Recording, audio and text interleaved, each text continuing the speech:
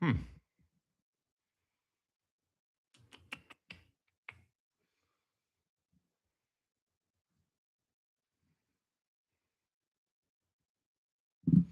As always, it never gets any better in New York City sports. Hello, everybody, and welcome back to another episode of Gtss. I'm your host, Jason Adams, and I'm usually a hockey show, but I'm going to open up with a quick baseball segment because I think I have to.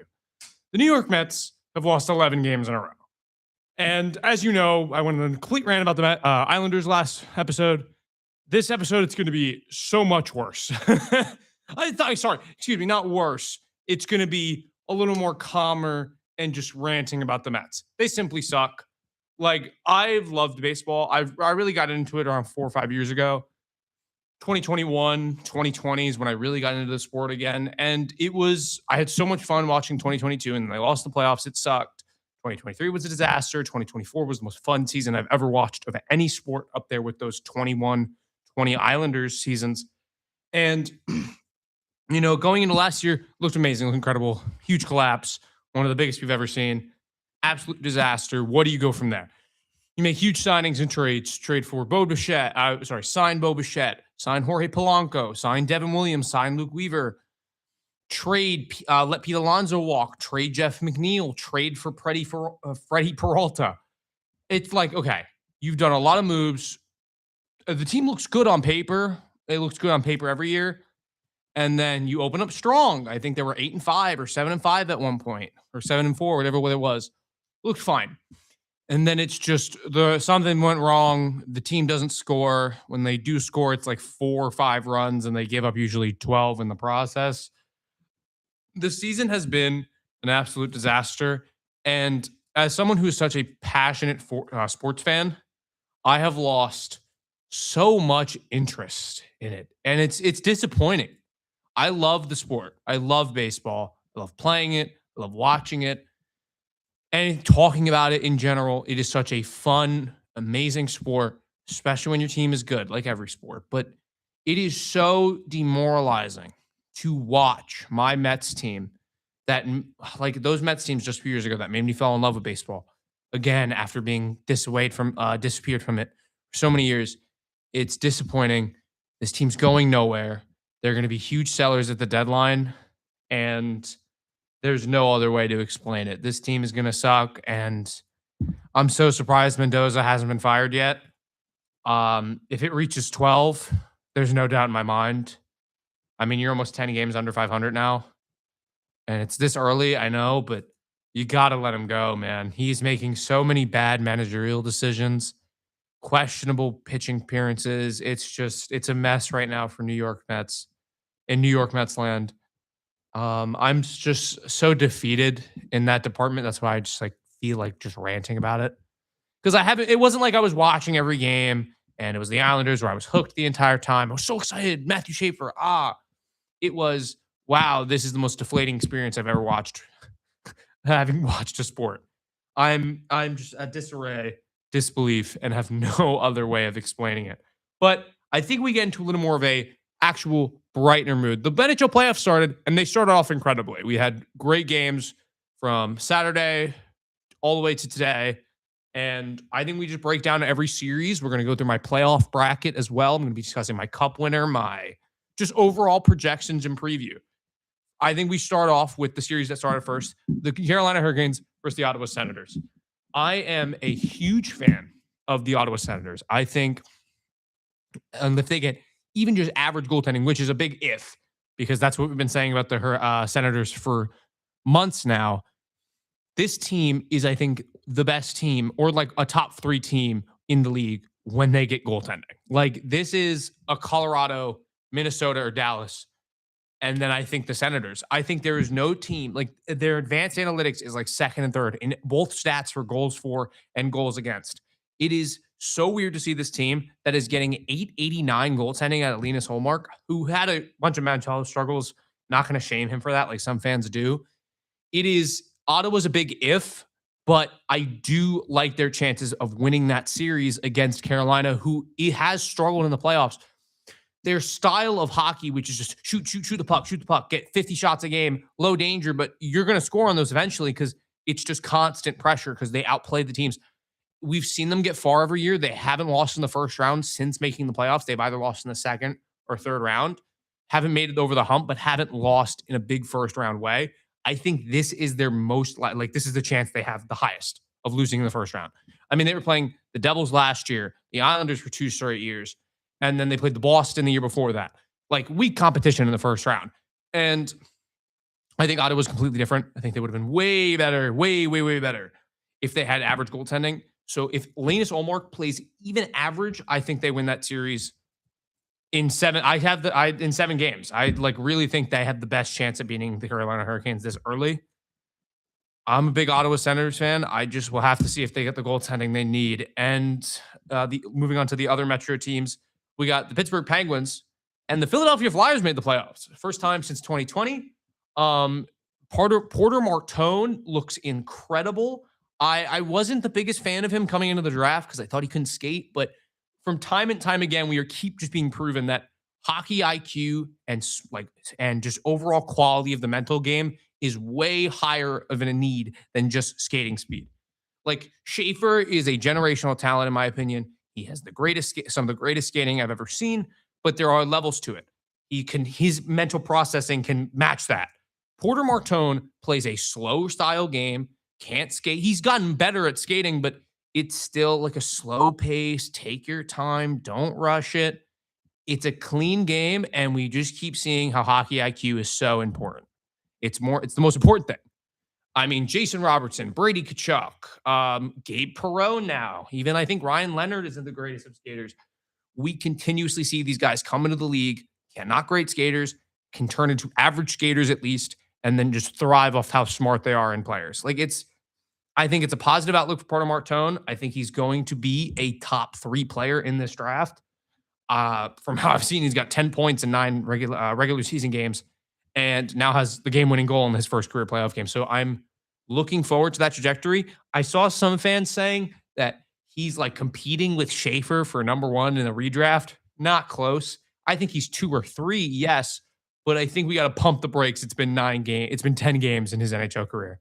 I'm a big Porter Martone fan, and I think he is the wild card, or that Philadelphia team is such a wild card to me because Dan Vladar is like a top 15, top 20 goaltender this year. They don't have a great center core, but they have incredible wingers with like Tyson Forster, Travis Konechny, Sean Couturier is up there in age now. Like Oliver Bonk, I think his name is Barkey, or I don't know, whatever you say. Like they have such a good young winger core that I really like their chances in the series against Pittsburgh, which is more of a veteran team. They have a bunch of older guys. They beat them in the goaltending department. I think they have the better D-core. Like I'm taking Carlson and Letang and Parker Wotherspoon, Islander legend, over Travis Sanheim and whoever else is in that D-core. I really don't know. Oh, I'm forgetting his name. Nick Seeler. Like I'm taking the Penguins D-core over that.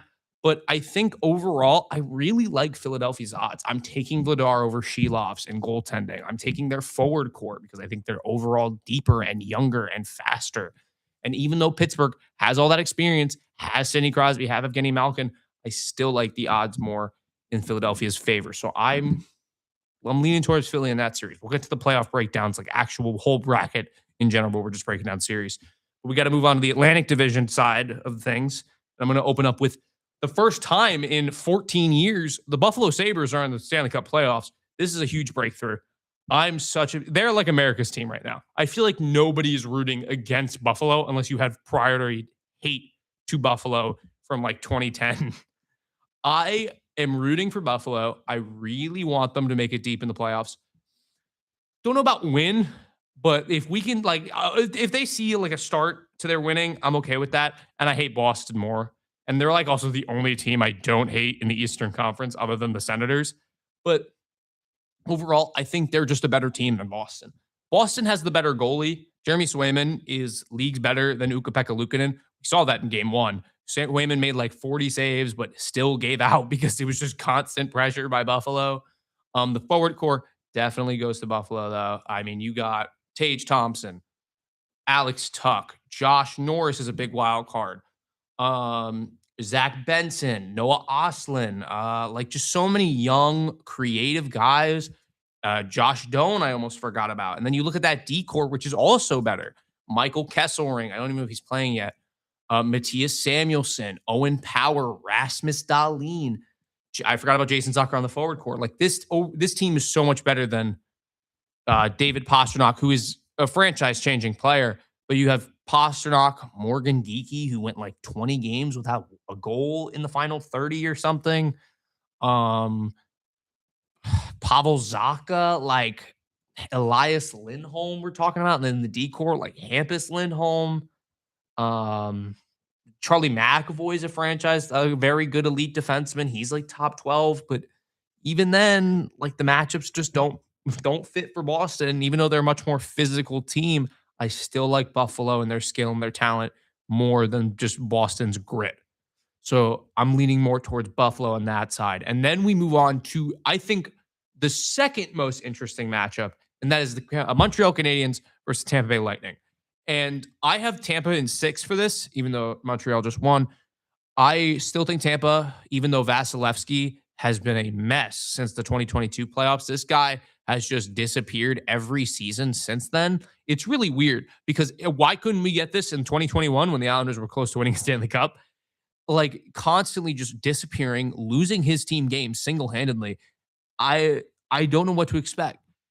But looking at the matchups between both teams, I do like Canadians forward core more than Tampa's. I know they got Kucherov, Point, Hagel, Getzel, yeah, but then you got Suzuki 100-point scorer, Caulfield 50-goal scorer, Slavkovsky just had a hat trick in the OT winner yesterday.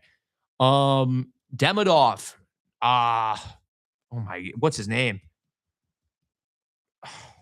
This is gonna bother me. Oh, I don't remember his name, but like that one young Oliver Kapanen, that they popped up in my brain. Just such a young, good forward core, and then you have a nice little like not good veterans like Josh Anderson. Uh, who's on their first line? This is really gonna bother me. But then you look at the decors, and I think it's just it's a complete outmatch here. Hedman, Radish, Ryan McDonough, like a much more veteran seasoned decor against the young decor of the Canadians. You have Lane Hudson, a small guy who we don't know how his playoff game will translate. I don't know exactly how good he looked yesterday, but I'm leaning more towards he's not going to be great. Noah Dobson, who I've watched every Islander playoff game he was in. He never looked good. Like this guy just looks soft. Like he's just not a clean player in the playoffs. I don't like him in that. Mike Matheson has that playoff experience, so I'm not worried much about him. Those Penguins teams in 2016, 2017, I think there's a lot for them to learn from him. He's like the big veteran for the playoff group. I do like the Canadians, though. I do have Tampa still in 6. I think Vasilevsky is going to turn it around. I think the Tampa just seasoned veterans are going to get the job done there. I don't know yet, but I'm leaning more towards Tampa. Now that we've gone through the East, I think we jump over to the West side of things. We start off with Colorado versus the Kings. It's easy. Even though I will say the Kings looked pretty good yesterday, I have the Avalanche definitely over them. I just think the Avalanche are not losing this series. The Kings are not a good team. And now would it be cool? Yeah, the Kempe retire, not Kempe, Kopitar retirement coming up this year. I think there's a lot of emotions on that side. Like you want to get him that one more run. Get him. Like, you want him to play as long as possible. It's a big deal for Kings fans. I would like. It'd be cool to see him win, but he's already won those 2 Stanley Cups. He has the Selke. Like this guy's had an seasoned, incredible career. He's going to be a first ballot Hall of Famer. He's going to be retired by the Kings. There's no doubt in my mind. Legendary player for the franchise. If he goes out 4 games, sadly, but you missed all your chances when you lost to the Edmonton Oilers for 4 straight years. That's really all I have to say. And this Colorado team's a wagon. McKinnon, McCarr, Tays, Nelson, Natchez, Kadri, Nicholas Waugh looks good every game. Like just there, this team, Terry Lekkinen. Goaltending, Blackwood and Wedgwood, like they beat the Kings in literally everything. They beat most teams in everything. This team's going to cruise to, I think, at least a Western Conference final, but we will get to a big matchup in between there. And moving on to who will play that Colorado team, we got Dallas versus Minnesota. I am a huge Minnesota fan. I think they're finally going to get over the first round hump this season. They were kind of my wild card pick. I liked them to make the playoffs, and I felt very confident in that. But just that division, you never know what they were going to do. But ever since they traded for Quinn Hughes, I've been all over them. I think they're the best team in the league. I think they're a top 2, top 3 in the team in the league. I know I said that with the same thing with Senators. Move Senators down to 4. It goes Colorado, Minnesota, Dallas, me personally. I think Dallas has better forward core. I like Boldy, Kaprizov. Even though their center core, Joel Eriksson Ek, Ryan Hartman isn't great. That winger core is great. You have young guys. You just have this nice mix of talent. I'm so confident in them. I mean, Quinn Hughes, Brock Faber, Jared Spurgeon, Jonas Brodin was probably, I'd argue, the best top 4 in the National Hockey League. This team looks so good on paper. I think this team is going to win this series against Dallas. This is the only one I'm going to say concrete before I get to my whole bracket process. This is the team I have winning this round series and putting up the best fight against Colorado. If they don't beat Colorado, I don't think anybody is beating Colorado in the first round. They just walloped the Dallas in the first game, 6-1. Quinn Hughes looks incredible. Kaprizov looks incredible. Joel Eriksson Ek had 2 goals. This team's a unit. If they get consistent goaltending by either Gustafsson or Wallstead, they're in the clear to put up an incredible fight against Dallas and Colorado. The only thing that kind of scares me is that would they be tired by the end if they reach to the Western Conference final, just considering they're playing the 2 best teams at the end and not like the Oilers or the Ducks in the first round. But let's jump over to the worst division in hockey, the Pacific Division, where we have, first of all, Vegas winning the division, playing for the first time, technically, the Utah Mammoth. I have the Utah Mammoth in 6 here. I know they lost last night, but they had a comfortable 2-1 lead. They kind of blew it there, like in rapid succession, too. I'm a big Utah fan. I think they have a better goaltending. They don't have it's like the forward cores are kind of even and the D core is a little worse, even though I do like Sergachev. I just think what Hannafin, Theodore is just overall better. And I think that we will see constant just pressure by them. I still think Vegas has a shot. I don't like their goaltending, though. So I'm leaning towards Utah in this case. And now finally moving on to the final playoff series, we got the Anaheim Ducks for the first time since 2017-18 and the Edmonton Oilers, a classic all-time series back in like 2017. Ducks come back down 3-0 in game 5. They go to 7 games. Ducks win it. They go to the Western Conference final. That series I remember in my head a lot. I'm very excited to see this because I'm a huge Ducks fan. I think the Ducks are this young up-and-coming team. I love Leo Carlson. I love Owen Zellweger. I love, not Mason McTavish, Cutter Gauthier. This team is really good, and if they get goaltending, like every team, Lucas Dostal's been kind of a mess this season, but if they get that consistency out of Dostal, I think this team has a chance like any other against Utah, against the Oilers. But done rambling about the first round series. I think we go down next to break down my playoff bracket and who's winning the cup for me right after this.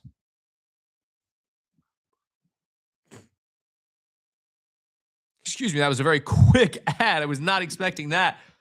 We move on to the playoff bracket, and I know I kind of broke down the teams. Oh, I'm feeling more confident in it. I think we go into full detail of each playoff series matchup and which one I'm picking for the winner. And I'm going to start in the same order. Senators, Hurricanes, kind of hinted at it. I don't know if I exactly said it. I have the Senators going in 7, winning in 7. I think Carolina, this will be the first time they lose in the first round. I'm confident in that. I think Ullmark looked fine. It was kind of a mess, but like you can't blame him for the tip goal in the first. Like that's just a weird, wacky shot. And playoff goal, that's what playoff goals are. They're scored like that. They're scored in weird ways, bad ways. Like you're never going to see this clean tic-tac-toe passing goal that often in playoff hockey. So I have the Senators at 7. Their forward core I like more. Their decor I like. Not like their decor as much as Carolina, but their goaltending I think is just a big wild card. I don't trust Brandon Bussey or Frederick Anderson either. So like there's that whole mess. And yeah, I have the Senators in 7 going up against the Philadelphia Flyers. I don't know why I paused there for a second. The Philadelphia Flyers are going to win that series. I think the Flyers are a better team. I said this before. They have the better forward core, in my opinion, even though the center core is a little worse. Their wingers are just incredible. Porter Martone. I'm not going to break down the names again. I'm just going to jump through all my series now. Flyers in 7. Or actually, it might have been, I had 6. I had the Flyers in 6. I think the Penguins are going to put up a fight, but I think for the first time, we see Sidney Crosby just get eliminated early by the Flyers since what, 2012, 2013? And then moving on to the Atlantic picks, I have the Buffalo Sabres in 5. They looked a little shaky. Jeremy Swayman kind of played out of his mind for 2/3 of 2 periods and a half, and then he just gave up because all his energy was depleted at that point. I think Boston gets a game, but I don't see them putting up any much of a fight. Buffalo was skating laps around them last game. I'm very confident Buffalo continues that just dominates the series. If Swayman can hold on and maybe steal an extra game, I wouldn't be shocked, but I don't see them having enough juice to steal this entire series, especially with just how good Buffalo looked. They put constant pressure. They just couldn't get it past him. When they finally did, Boston collapsed. Swayman's confidence kind of collapsed at the end there. I really think we're going to see a huge shift with just Buffalo being the best team in hockey they've been for 4 months. And then finally, I hinted at it again. I have Tampa over the Canadiens in 6. I think Tampa has that veteran leadership. They have that veteran experience. They've won 2 cups, most of that core. Very confident that they're going to keep it up. I'm not too worried about overall like injuries or anything. I think Montreal's dealing with more. They're dealing with the Dobson injury, which is huge, even though I hate Noah Dobson. I still have Tampa in 6, even if he does come back in time. And obviously, it's not looking great. But the Canadiens only got 1 goal. Had 1 expected goal last night on 5-on-5, 2 more on the power play. So there are huge special teams. And if Tampa can avoid those penalties, like Jake Gtss taking a ridiculous, stupid penalty and high sticking at the end of the game with like 39 seconds left, I think Tampa wins that game. But I have Tampa in 6. Moving on to the Atlantic or the Central Division, I have Colorado in 4. They're going to sweep. If the Kings get a game, sure, cool. But I have Colorado in 4. I think they're just too good. Like I said, I think they're one of the best teams we've ever seen. They're finally got that goaltender. They finally got Mackenzie Blackwood. They finally got Scott Wedgwood. They look good, man, and they've looked good all year. So I have nothing more much to say. Avalanche in 4 there. And then the big series, Minnesota in 7. I think this is the one I just said. I spoiled before. They're the best team. I think they're the best team behind Colorado in the playoffs. I really do think that. I think if they're the only team that I think can beat Colorado. If they get the goaltending, if they get the offense they need from their center depth, which is not great. Like I said, like if Daniil Yurov, who looked pretty good in that first game against Dallas, if he can turn into something, he's only 22 years of age. Big wild card there too for Minnesota. I'm saying wild card a lot because there's just so many. I have Minnesota in 7. I'm confident in that. And then moving on to the final division, the Pacific Division. I'm sorry, I'm out of my train of thought right now. Pacific Division. I have, like I said, Utah in 6. I think their goaltending is better. Their forward cores are even, and the D core's a little worse. But I take the goaltending over the D core. I like the Utah Mammoth. I love their jerseys. I love their organization. They've built a great team, even though it's not their organization. It's the Arizona Coyotes built that whole team. I love Dylan Guenther. Logan Cooley's my guy. I've been a Logan Cooley fan since he was drafted in 2022. Huge Logan Cooley supporter. I think he can be a number 1 center in the league. Top 15, 20 player. Very confident in him. I have a better feeling about Utah. And then for the final series, the Pacific, I have the Ducks in 6. I think McDavid loses in the first round this year. not because McDavid isn't going to play bad. I think McDavid's going to put up 11 points in this first round series, but the Ducks, I think, are a more well-rounded core. We saw the Oilers struggle all year. I mean, I don't trust Tristan Jarry in the first round of the playoffs, no matter who's on the ice. The guy looks like garbage for that one series against the Islanders. He played really good against the Rangers the next year when he was healthy, and then it's just you can't trust him. The guy was bought. The guy was traded for Stuart Skinner, who looked really good for Pittsburgh. There's no other words I have. You are in a bad spot with Tristan Jarry as your number one goaltender. And I trust Lucas Dostal more than Tristan Jarry. So I have the Ducks in 6. Moving on to the second round, we have the Ottawa Senators versus the Philadelphia Flyers. I got the Hurricanes at 5. I mean, the Senators in 5. I think that, like I said, Senators are the best team in the East, I think, behind Tampa. I really feel that way. I think if they get average goaltending, they will be the best team in the East. They should have been first place in the Atlantic this season if they got 900 save percentage. I'm going to keep saying that. I'm going to keep reiterating that. I'm repeating myself because it's so frustrating. 900 save percentage is all the Senators need. I'll give the Flyers actually an extra game. I'm going to go Ottawa in 6, but I think the Flyers just cannot compete with the overall core of the Ottawa Senators.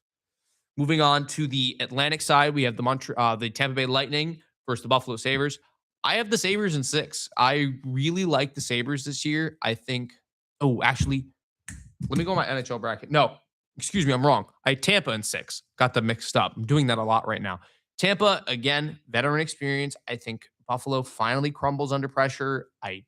Like I said, not the biggest Tampa fan. I don't think they're like this overarching thing, especially because Vasilevsky just looks like garbage the past couple years in the playoffs. But I still think they have the veteran leadership. They have the all-star, superstar players. Same thing with Buffalo, but I just like Tampa more with the experience they have. So I have Tampa in 6 over Buffalo, sadly. And then for my Central Division picks, I have the Colorado Avalanche versus the Minnesota Wild in the second round. I have Colorado in 7. It's boring. I know. I just think the Minnesota Wild are not going to be able to compete as much. I think they put up an incredible fight. Maybe not this year, but next year when they figure the center core out, they'll be that number 1 team. But I still think Colorado, even though it's boring, makes the Western Conference final. And then finally, for the last round of the second round, I have the Ducks versus the Utah Mammoth. I have the Ducks making the Western Conference final in 6 games. I am a big Ducks fan. Like I've said, I think they're a really good team. They're only going to get better, and I think they're going to rise to the occasion. I'm very confident in this. The Ducks looked really good at the beginning of the year. They struggled in the middle half. They kind of put it back on the end half, and they looked okay. I still think they're the best team in that whole Central Pacific division. When they play Colorado, I'm not going to give them that, but I still like the Ducks odds for that round. Moving on to the Eastern Conference final, I have the Tampa Bay Lightning versus the Ottawa Senators, and I have the Senators winning in 7. I'm not going to repeat myself here. Senators are the best team in the East when they get 900 goaltending. It's kind of self-explanatory why I keep saying this. They have the best analytics in the National Hockey League. I have the Senators going to the Stanley Cup final, first time since 2007. And then, sadly, boring enough, I have the Ducks ending here. Instead of getting a 2007 rematch, we get a whole new matchup between the Colorado Avalanche and the Ottawa Senators. And again, I think this is where the Senators' luck runs out. I think Colorado is so good. I have them in 5 games. I think the Senators will steal game like 3 or 4 on the home ice, but it won't be enough. Colorado wins the Stanley Cup. Boring enough. I know I'm going to have Cale Makar or Scott Wedgwood or Blackwood, whoever was the first goalie in game 1 against the Kings, I think will be the Conn Smythe winner.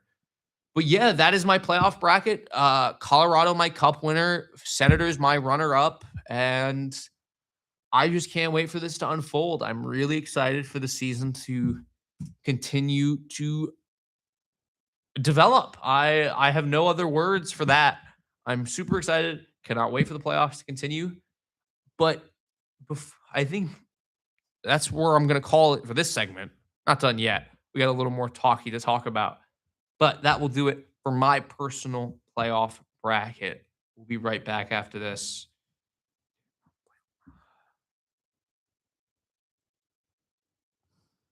Okay, here we go. My overall end of the season hockey takes. This playoffs could be, this playoffs have been great so far. Game one wins for all these teams. They've been exciting. They've been close. We haven't, other than the Minnesota Dallas game, every game's been a 1-goal game. Pittsburgh lost 4-3. Buffalo won 4-2 with an empty netter, though. They won 4-3 with an empty netter. I am overall just very excited for the playoffs to be here. I'm excited for this to keep going. I think this is going to be a great playoffs, even though sadly my Islanders aren't in it. But yeah. All right. Well, I think I'm going to cut it short here. I'm going to cut it short a little bit. I know this is a very weird thing. I usually try to go for a long time, but I have nothing really to discuss here. The playoffs are underway, and hopefully next episode we have more. Hopefully we've some winners. Hopefully I'm right about some of my predictions. I cannot wait to see how this unfolds. We love this time of year. We love playoff hockey. And playoff basketball started. Completely forgot about that. I should probably look at my Pistons. Oh my gosh, they lost game one. Oh no. Are we frauds? Bummer. Well, that will do it for me. I hope you enjoyed this episode of GTSS. It was probably my messiest one. I really have no key talking points, other than the fact that we're underway, baby. The best time of the year. So excited to keep watching. So excited for this to unfold. And I will see you all next time, where hopefully we have more playoff action, more things to talk about. This is Jason Adams signing off.